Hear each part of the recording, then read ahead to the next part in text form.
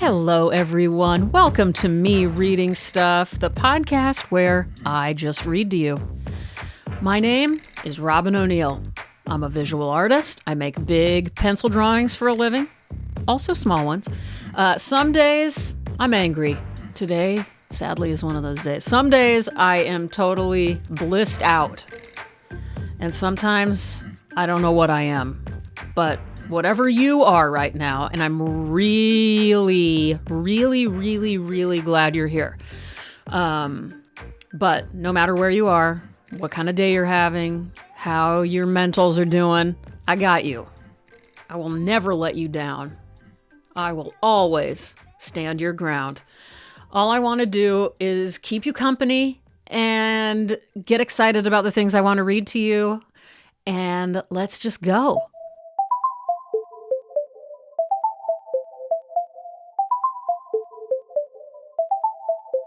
Guess what corner we're in now? We're going to do a continuation, a part 2 to last week's answer corner, where I answer listener questions.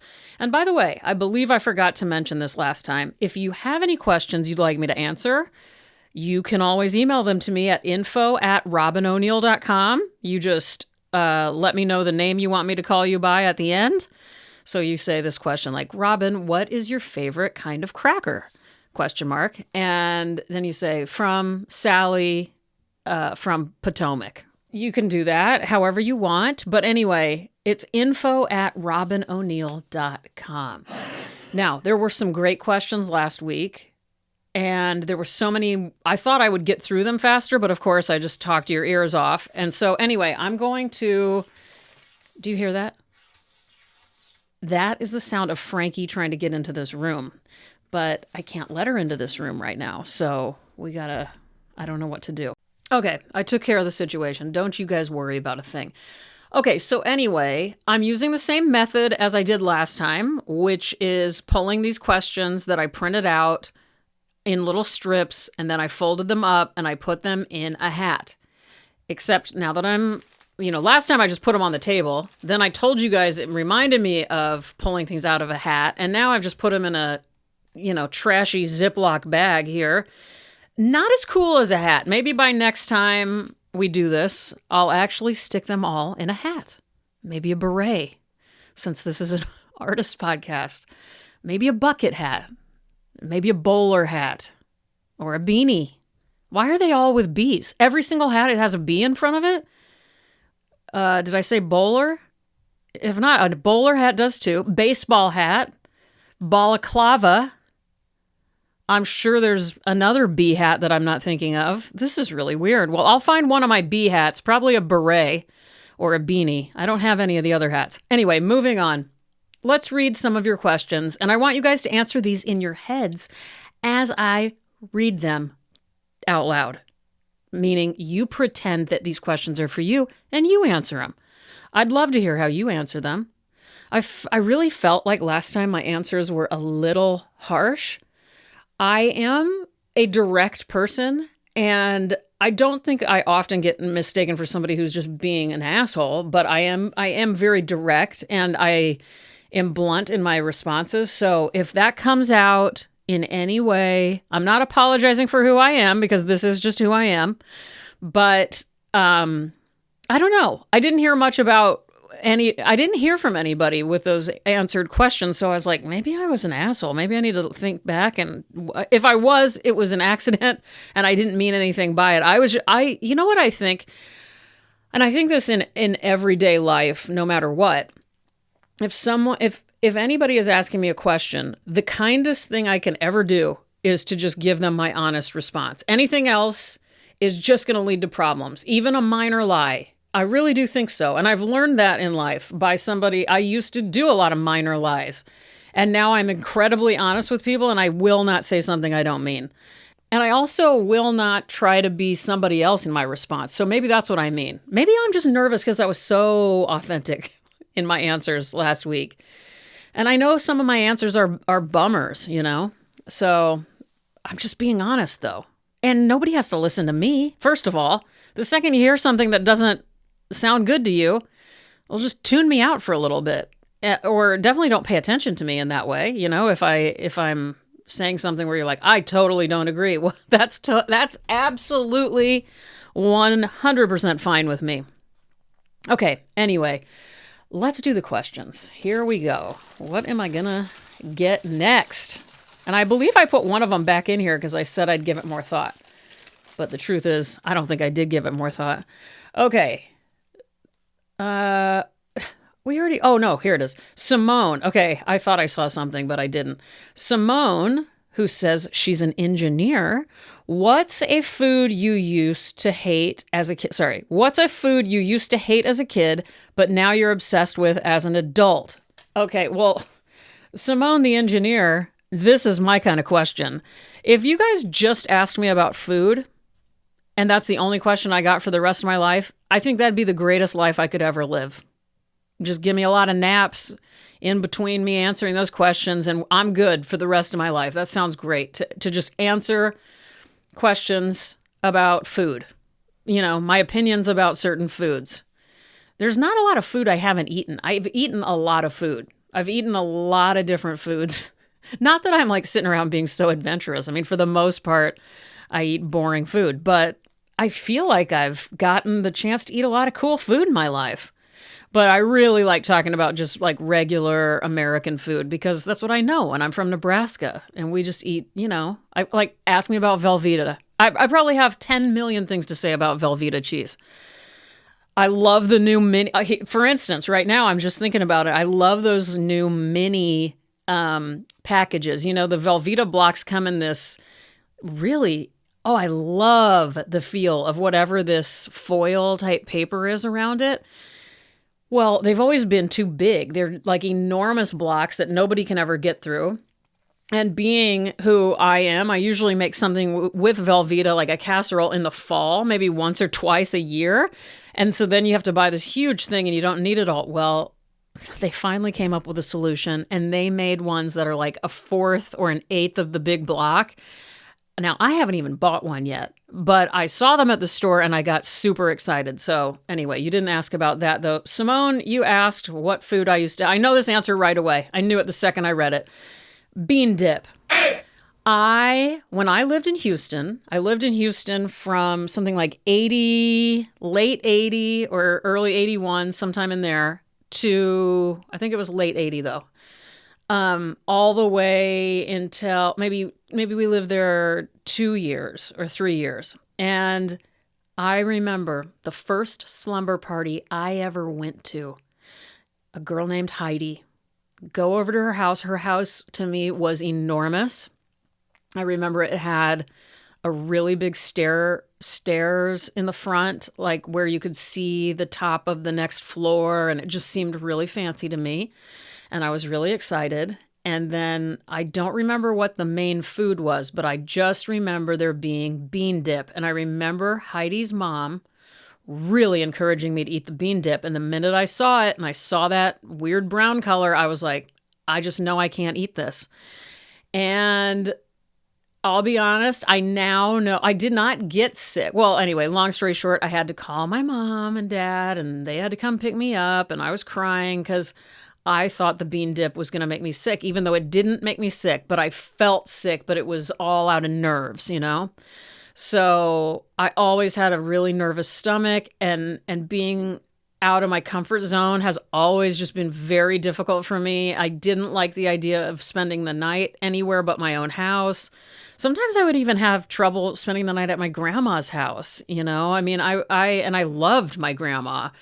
Both of my grandmas and grandpas, I was always excited to go over there and wanted to spend the night or the weekend. And then I would get sick. I would just psych myself out. So anyway, but I would say I am not obsessed with bean dip. I kind of answered that wrong. But no, I am not obsessed with bean dip, but I really enjoy bean dip.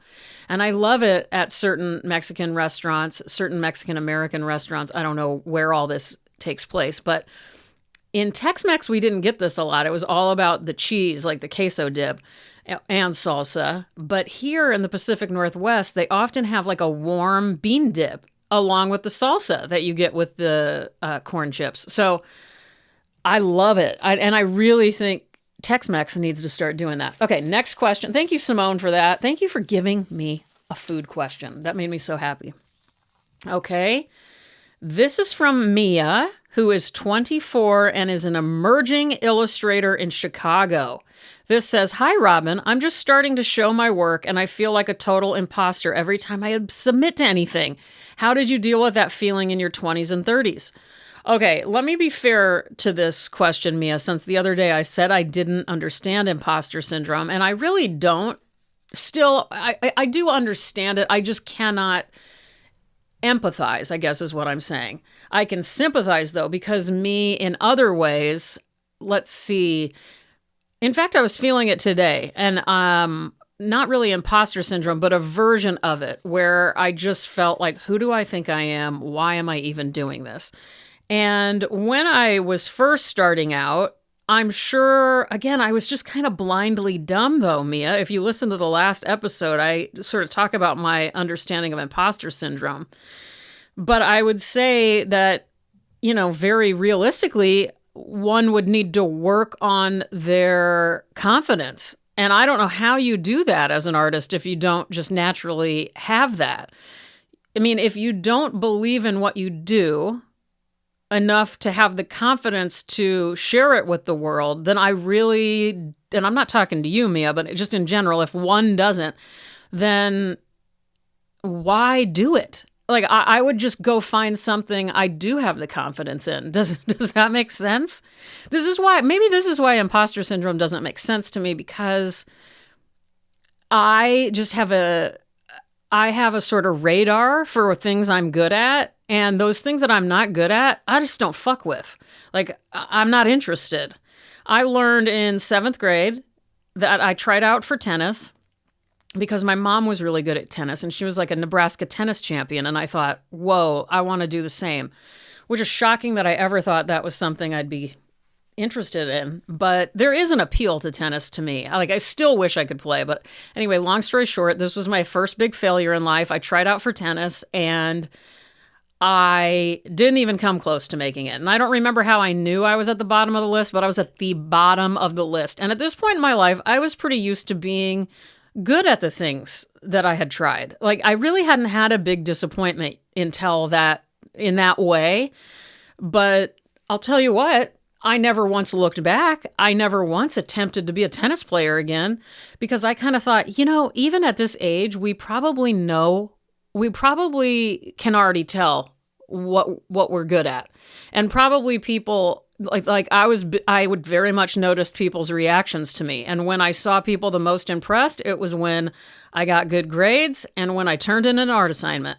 So that's the direction I went. I never ran around the track during PE and had a coach be like, you know what, I'd love for you to join the basketball team. That never would ever happen to me. Okay, give me a second. I need some coffee. Anyway, also about imposter syndrome, and back to what we know we're good at or what we believe we're good at. And I do think if you believe in a higher power or God or whatever it is, I think that we're given these instincts. And this is why we're drawn to things. You can't explain why a kid my age, when I was a little tiny kid, was so drawn to sad movies, or even why I got fortunate enough to be exposed to really sad movies as a kid. But I did, and as a result, or were those put before me for a reason to form me into this exact person who sort of vaguely references the feel of that in her own work, and somehow that matters? I don't know. But what I'm saying is, first of all, Mia, just keep showing your work. Just keep getting out there. The more you do it, the more you get praise, and the more you get obvious failures, is the tougher you're going to get, and the more sure artist you are. Artist or illustrator. Same thing, right? So I'm just saying, I don't know how to word it other than I wish I understood imposter syndrome more. And it seems like the world is trying to tell me I need to know it, since I didn't even notice this. I didn't think I put any of the imposter syndrome questions in the thing. But let me just keep thinking about it, okay? And Mia, the main thing is you know what you're good at. And that's all you need to know. Nobody else needs to tell you you're good. You never need to win an award. But whatever it is that you're doing and that you know you feel good about, and right now when I say this, you might be like, shit, that's actually the baked goods that I make. Or that's actually what I'm best at, is when what I have the most fun at is like when I balance my checkbook. People don't even have checkbooks anymore. But, when I put my bills in my spreadsheets, whatever you do. And that tells you something. That's the thing, is that our like, just what excites you and gets you excited, that's what you should be doing. Does that make sense? That's my answer to imposter syndrome. Like, I didn't feel good on that tennis court. I remember that. In fact, I remember being hot and tired and being annoyed. Okay. Next one from Theo. Don't know any information about Theo here. Sorry, Theo. I love your name. I'm scared to make big, ambitious drawings because I might ruin them. And ruin is in quotes. Did you ever have that fear, and how did you push past it? Oh, man. Theo, you just got to go for it. You're not going to ruin them. There's no ruining. And you knew that because you put those quotes on the word ruin. Here's what I'd say, Theo. I would say, well, I'll tell you this. I think one of my all-time best large drawings, which is a triptych called An Unkindness. It started it was entirely upside down from how you now see it. And this is the drawing for those of you who know my work. It's the one on the left panel. There are drawn with Prismacolors and graphite, these angry wolves, all like a whole atmosphere of angry wolves with growling jaws and blood out of their teeth and stuff. And then the middle panel is a whole bunch of ravens and a little sunset peering through the ravens. And the right side is, I can't remember, like a sunrise or a sunset, kind of like beachy colors, like really pastel. So it's really light and it's really dark.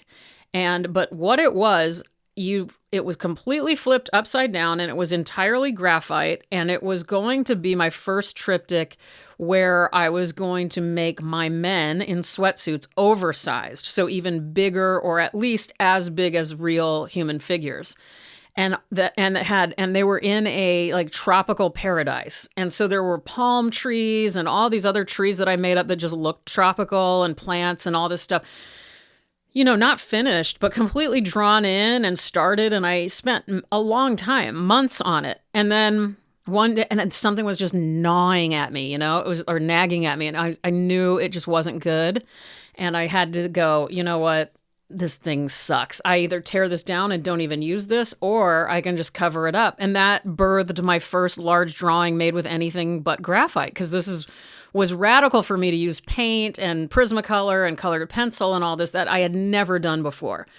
Well, not since I was in art school. So, and then it really pushed me past my comfort zone. And it was all because that first drawing was a failure. So something tells me, Theo, you have the urge, you have this pull making you, and you want to make a large drawing, and there's a reason for that draw, for that pull, and you have to do it, or you're never going to get to your next point. When we ignore these impulses, that's when we have missed opportunities. And now we're a little bit off our ideal track, right? And you need to course correct and get back there. And the only way you do that is by following those instincts, those innermost instincts.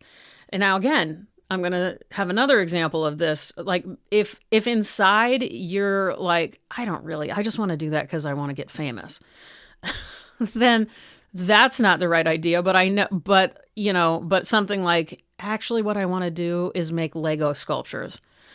Make Lego sculptures. We all know what we want to do. Can I be honest with you guys? For instance, there was a time when all I wanted to do was crochet, and I had no interest in drawing anymore. None at all. And because I ignored the impulse to be making crocheted work rather than draw for quite a while. I truly think it's part of why I overworked myself and I had a mental breakdown. Whereas if I would have just said, for some reason, my body, brain, heart, mind, hands are all telling me to crochet, but I've got 3 solo shows coming up. So I need to draw, and I can only crochet when I'm in the car and somebody's driving me somewhere. That's not enough crocheting when your whole being is telling you to crochet. Like right now, my whole being has been telling me to really put the time into the podcast again. I don't know why, but it is. And so I'm following that this time because I've learned how bad it can get when I don't follow what I actually want to do. And, the more you meet people in life, you'll realize most people have this like shadow career, the one that they really see themselves as, yet for some reason it didn't happen to them and some other career happened. And the one that happened for people sometimes is the greatest thing ever. Like I imagine there are Academy Award winning actors who couldn't believe how, they were so good at it. They got the biggest award they could get, but really deep down, they just wanted to fix cars.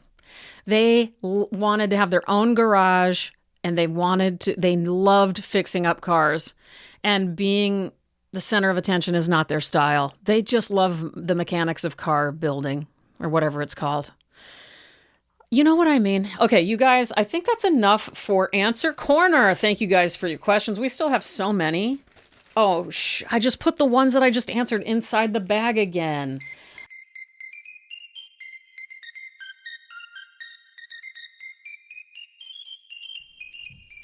It's all good. We're all good. We got to get to the reading, you guys. Let's read together. I am super excited. This month, I think, to continue to celebrate the 11-year anniversary of this podcast, I am going to read from my favorite books every single week. Just like last week, I read one of my all-time top 3 or 5 favorite poems. It might be my favorite poem, to be honest with you.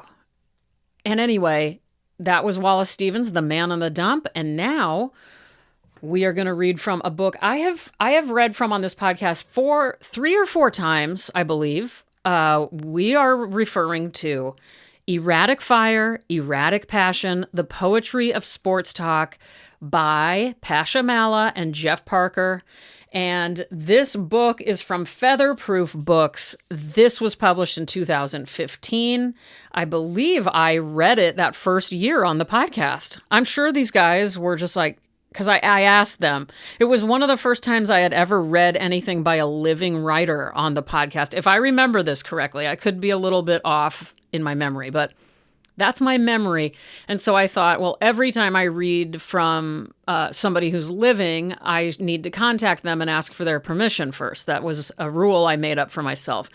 And so I found a way to contact these guys, and they were more than kind. But I'm sure once they heard it, if they even listened to it, they're like, this is the shittiest podcast I've ever heard. I'm so glad she's so into this book, but my Lord, what is this? And the reason I say this is because I happened to listen back to one from 2015 recently just to try to hear the different. I don't know. I was curious. I did not listen to a whole episode, but I just put it on and I couldn't believe the sound quality.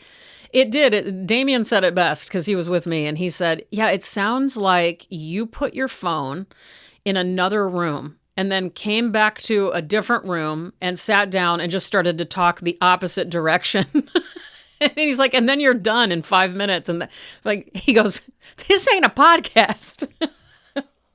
So I get it. I think it's gotten better. And hopefully Passi and Jeff Parker will hear that I'm still obsessing over their book.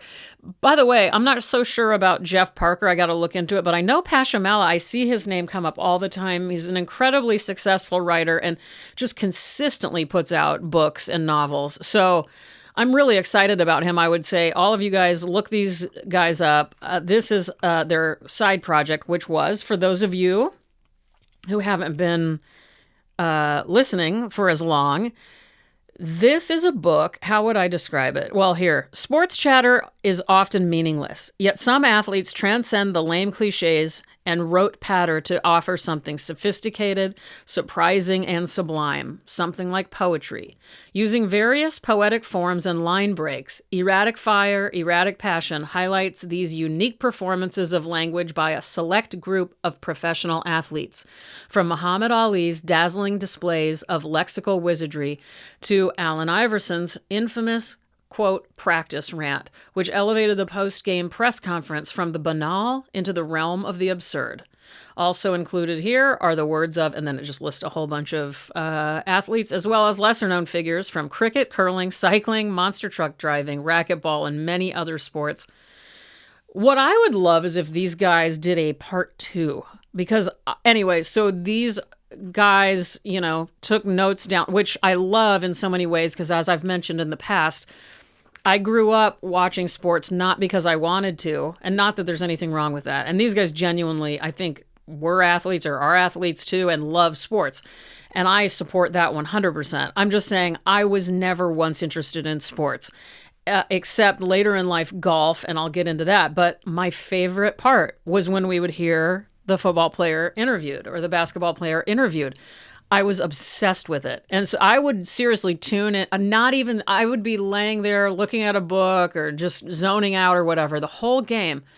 And then the minute we start interviewing guys on the field, I am like eyes on the TV. I'm taking notes. I'm listening. And it's not that I always find them inspiring. I don't know. I was just mesmerized by them.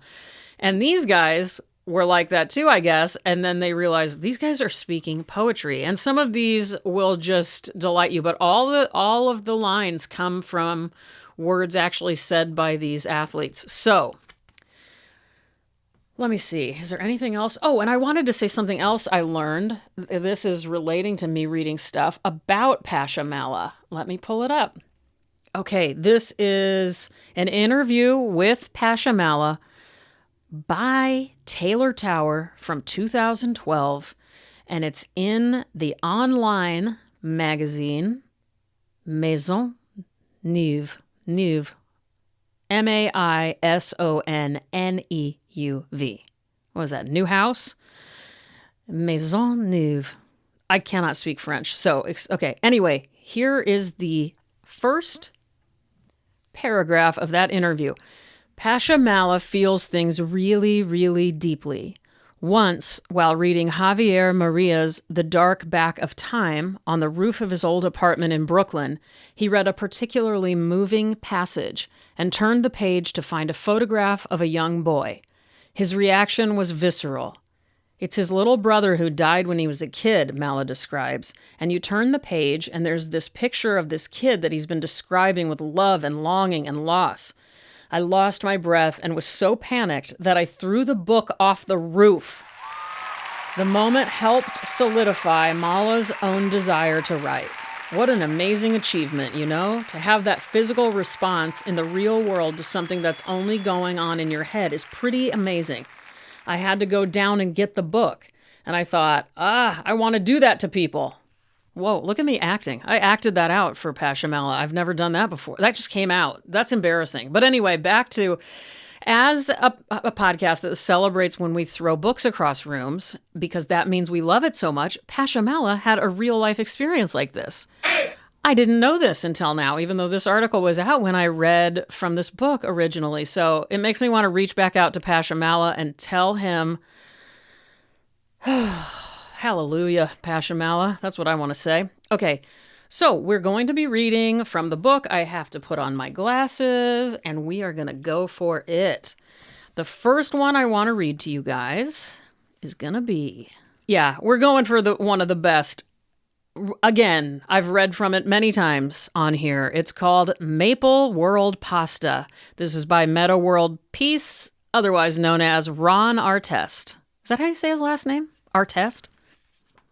Okay, reading the poem now. Maple World Pasta. There's no various nothing. He had elbow pasta, and I had shell pasta, and I told him how my shell pasta was better than his elbow pasta. And he was pretty upset about that. He loves elbow pasta, but I disagree. I think shell pasta is better. I don't care.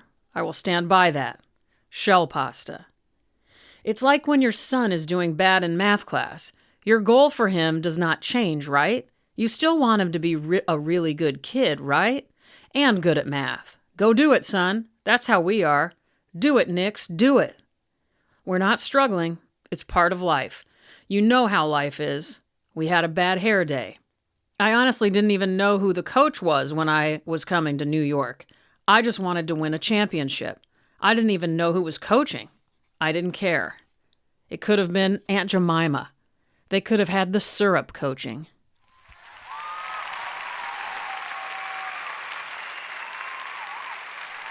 So good. So good.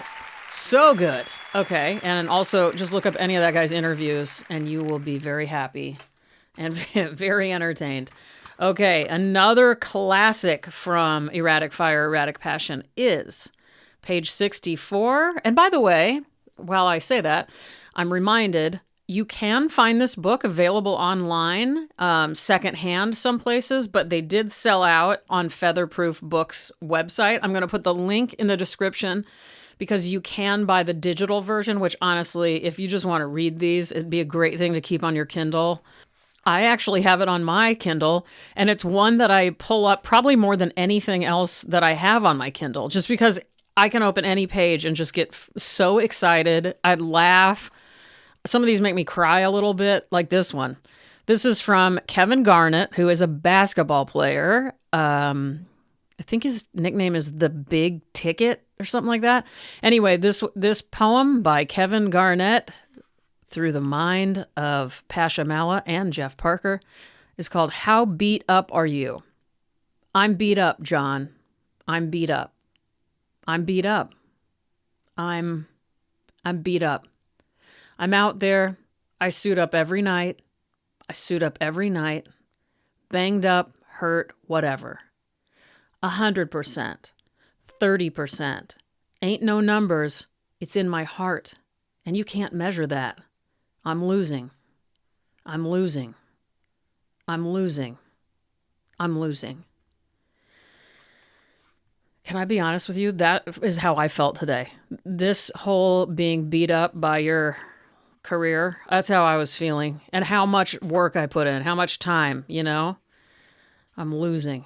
You can't measure what's in your heart. Is that the last one? No, I had one more I wanted to read. This is a short one, and it is by Travis Brown, who is a martial artist, I think a UFC champion specifically. And here it goes. Oh, it's called Hey, Let Me Tell You Something. The only difference about us in here and you guys out there is we're about braver for about 15 minutes longer. I love it. That one's just badass. Here's something you got to know, is that we're braver for about 15 minutes longer. I love the specificity, because I don't know, 15 minutes, is that how long those kind of matches go? I got to sneeze. Whoa, excuse me. I'll be right back.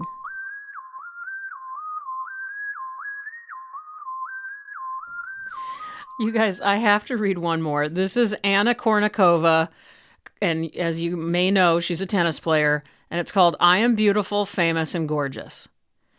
I am beautiful, famous, and gorgeous. I have a lot of boyfriends, and I want you to write that. Every country I visit, I have a different boyfriend, and I kiss them all. A court is like a scene. People want to see attractive people.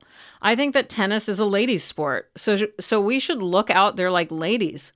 It's true, I always try to be as seductive as possible. But I wouldn't be here if I couldn't play tennis. I'm like a menu at an expensive restaurant. You can look at me, but you can't afford me. The world believes all blondes are stupid and brunettes are smarter.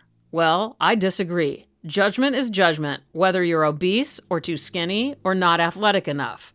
I think it's really important for me not to forget where I come from. I grew up a little girl in the Soviet Union playing at a small sports club. At this year's Open, I'll have 5 boyfriends. How can we not love this book? There's a Mike Tyson one next. I mean, I could go on and on and on. Maybe we'll do a part 2 to this too. You want to know what was really cute? I also found, you can hear it, I found this cute little note on the inside of this book, and it is obviously a question corner from that week. I said, do you love life? What's your favorite candy? What bothers you? What are your pet peeves? What do you like about me? I remember I used to always ask you guys that. I started because I remember I was interviewing my dad. The only real interview I've ever had on this show is when I interview my dad. And I think I asked him that. What do you like about me the most? And then what do you like about me the least? Oh, God. I mean, I kind of want to ask you guys that too. And also, do you have a goal right now you'd like to accomplish? And who is your celebrity crush? These are pretty good questions. These are pretty good. This is kind of fun. Maybe I'll leave this to the side and I'll just ask those next, or I just kind of did in a way. That was like a quick mini question corner. Anyway, you guys, go buy yourself a copy of Erratic Fire, Erratic Passion, the poetry of sports talk. I have a link in the description where you can find it. And if you can't find the real copy, you can always get the digital copy. I think it's only $7 on Featherproof Books website. Okay, I want you to brace yourselves because guess what? It's time to go. That's it for this week, my friends. This has been so fun. I've had a good couple of weeks here on the podcast. I'm feeling better and better about it all the time. And I hope you guys are too. I hope I'm building my trust back up as I continue to post regularly. I'm getting my life together, everybody. I'm really trying to get my life together. Trying to have a balanced schedule, trying to have good sleep hygiene, trying to eat properly. Kind of doing a horrible job at that one and at the sleeping thing, but I'm trying so hard. I really am trying. I also want a break. I want to stop trying to, and just be. Has anyone gotten there? Does it just come with age? Anyway, you guys, if you want to reach out to me, as I said, info@robynoneal.com with any questions or answer corner material. You can also follow me on Instagram. It's Robyn with a Y, ROBYN_ONEIL. And I'll link all these things in the description of the podcast as well if you want to just click on them. I've also got a Substack under my name, and you can also link to any of these things through my website, which is www.robynoneal.com. There's a shop on there. You can buy books by me. You can buy all sorts of things on there. If you're new here, welcome. I think we're really going to like each other. We've got quite a few new people here lately, and I'm really liking this new batch. You guys are good. This is good. This is a good thing for me. And if you've been here since the beginning, let's go get French fries soon, my friend. I hope all of you feel a little bit better than you did about an hour ago. I know I do, but we got to go. Damien just told me we're going to Burger King. So for real, you got to get the fuck out of here. Okay, just kidding. I do need to be on my way, and you do too. I want you to go make something. Go rest your weary head. Go brush your beautiful teeth. All teeth are beautiful. And all gaps in teeth are also beautiful. And all missing teeth are beautiful. Go listen to that song you want to listen to. Go organize that space that needs your attention. Go sit in the most comfortable spot in your home. Do this for me. Go sit in the most comfortable spot in your home with an art book you love that you haven't looked at for about 12 and a half years. You get that art book, put it in your lap, take 30 minutes in that comfortable spot to just look at it and like you don't have anything else to do with your life. Just look at it. Just enjoy a half hour. Pretend like there's nothing going on in your life except that one book. Oh, doesn't that sound nice? To me, that's one of the greatest feelings you could give me. I got to do that. I used to do that all the time. I used to do that. And when I think back on some of the greatest times in my life, I honest to God think it would be a lot of my times just sitting down, whether it be on a desk or on my bed or on a chair or on a kitchen table with art books and music being on. Some of the best moments of my almost 50 years of life. Life is so easy. Why do we make it so bad and complicated? It's so easy. Simple pleasures, everybody. Say what you mean what you say. Just don't be mean when you say it. Expectations are, let's see if you can fill that in, premeditated resentments. I'm going to say it one more time. Expectations are premeditated resentments. Did I ever tell you guys, speaking of that, if you're new, you will realize soon that I often use that phrase in the podcast. Expectations are premeditated resentments, because it was something that was sort of the bane of my existence, is my expectations I put on other people. And, I was just always disappointed, but it was on me because I'm the one, I need to only expect things from myself. Anyway, I could go on and on. When it'll make sense to you when it makes sense to you. It might not make sense to you now because you haven't experienced stuff like that. But anyway, have I ever bragged to you guys? I don't think I did because I was afraid this would be a brag. But, I have a friend and her name is Cecile. But she's also the Cecile McLaurin Salvant.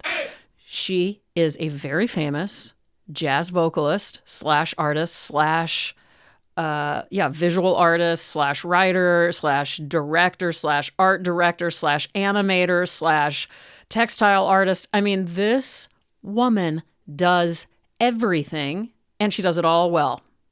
She probably plays tennis well too. I bet you anything. I remember one time I was so excited because I was actually going to the gym and it felt like a big deal. And then I told Cecile, and she too was going to the gym. And I was like, I bet she's kicking ass at those weight machines. So anyway, that is Cecile. She is my friend. But the reason we're friends is because she somehow stumbled on me reading stuff back in the day. And she's one of the rare ones who actually stumbles upon it and then likes it and then loves it and then wants more of it. And that's what Cecile would say about me. And anyway, the point being, on Cecile's album Ghost Song, I think it's the 4th track. It's called Obligation. Well, guess what? It was inspired by this podcast. It was inspired by my insistence upon repeating that phrase over and over to you guys. And honestly, I do feel just kind of called to repeat some of these phrases over and over and over, including the one that I usually end with, which is the Anton Chekhov quote. Also, I love It Shines When It Shines. There's a few of these that I bring up again and again, but Cecile wrote a song based on that. And I can't tell you, I mean, this is a Grammy, multiple Grammys. I can't even, anyway, she has won a Grammy or 2 or 3. I don't even know. She's probably won one every single year. You would never know it. She does not brag. She does not seem to understand how incredible she is, but who does? What am I trying to say? Well, Cecile wrote this song. Okay, let me pull it up and then I'm just going to read it to you guys. Okay, because there's not a ton of lyrics. I'm going to read this to you. We're going to do a Cecile McLaurin Salvant reading here at the end of the podcast. What happens when the foundation of a relationship is guilt, not love? Obligation. Promises lead to resentments. I could love you if only it could stop your weeping and start your smiling. But is that love? Obligation. Promises lead to expectations, which lead to resentment. What happens when the foundation of a sexual encounter is guilt, not desire? Obligation. Promises lead to resentments. I'd let you touch me if only it would stop your pushing and get you leaving. Is that desire? Obligation. Promises lead to expectations, which lead to resentment.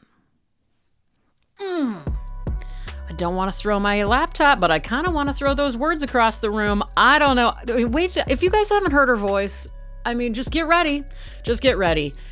I don't even know where to begin, and I didn't plan on talking about Cecile, so that's why I'm not prepared to give her bio or whatever. She's my friend. She's not somebody who I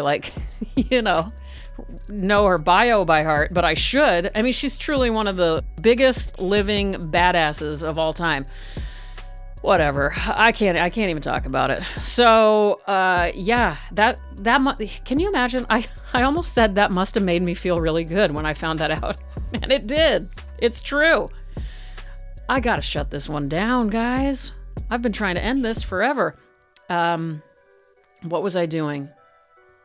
Probably this. We shall find peace. We shall hear angels. We shall see the sky sparkling with diamonds. That, again, is Anton Chekhov. Me, I'm Robyn O'Neill, signing off on this podcast, Me Reading Stuff. I'll be back next week. You'll be back next week. And your friend, they're coming too. Awesome. Can't wait. I love you guys. Sincerely, thank you, thank you, thank you, thank you. Good night. How lame did that sound? That didn't even sound like me. Good night. It sounded really fake. But I'm not being fake. I meant it. I wasn't trying anything. Good night. It just sounded weird. Good night. I don't know. I feel like I've never said it like that before to you guys. It just felt wrong. Am I going on too long? Okay, let's... Goodbye.